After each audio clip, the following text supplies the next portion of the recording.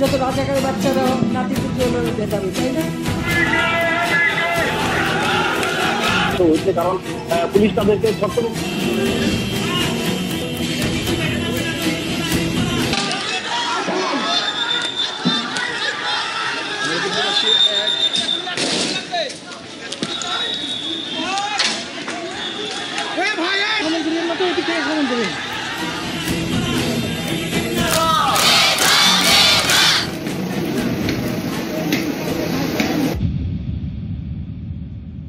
বৈষম্য বিরোধী ছাত্র আন্দোলনের উত্তাল আরো এক সহ সমন্বয়ক ছিল যে পরবর্তীতে আমাদের ওইখান থেকে চলে যায়।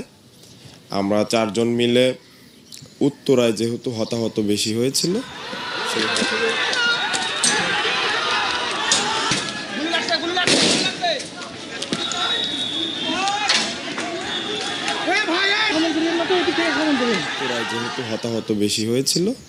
সেই হতাহত বেশি হওয়ার কারণে উত্তরায় আমরা সেই হতাহতদের খোঁজ নিতে যাই।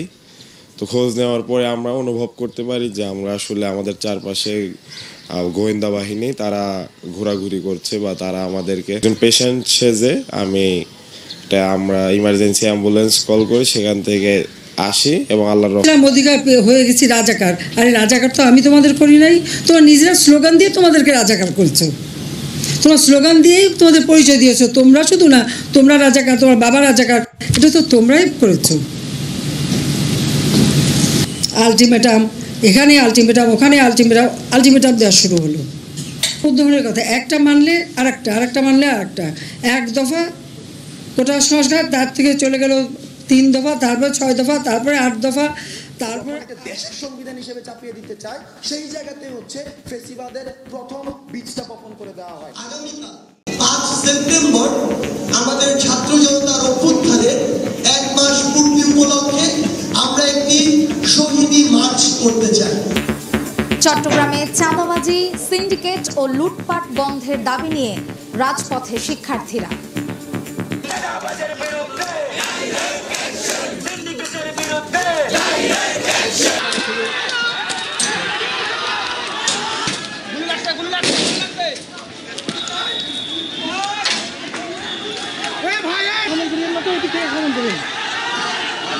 আওয়ামী শাসনের সময় যে চাঁদাবাজিটা ছিল, ঠিক তারা আবারও সে অতীতের মতো আবারও চাঁদাবাজি শুরু করছে।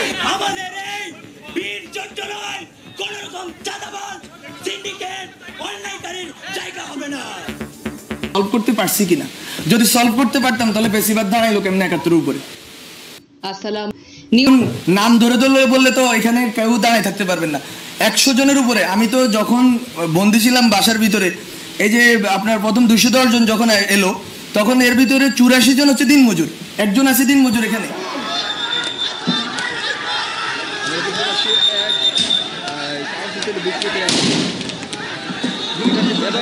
এবং তার ভাইয়ের মধ্যে একটা জিনিস